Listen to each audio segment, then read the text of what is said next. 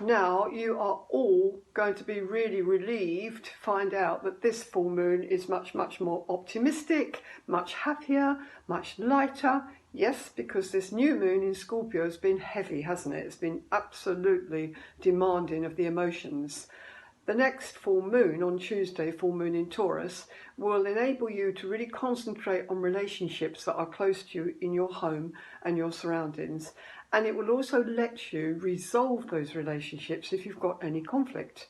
Now, if you have conflict within you about resolving anything, you need to look deep inside yourself spiritually, and this is where Tuesday is going to be really useful for you, because if we clear out all the resentments and all the, you did this to me and all the rest of it, and I can't get over this because you've hurt me, whatever, and we clear all this out, you will be able to communicate really well under this full moon to anybody and get everything cleared and really lovely between you.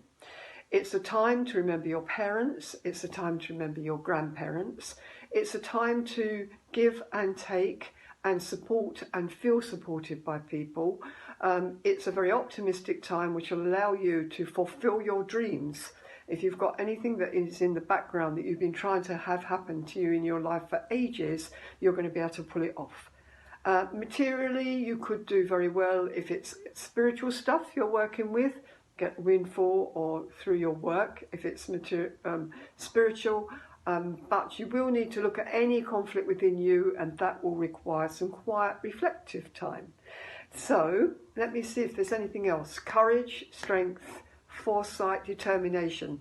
This is a really good full moon, but to take full advantage of it you need to clear your stuff first, don't you?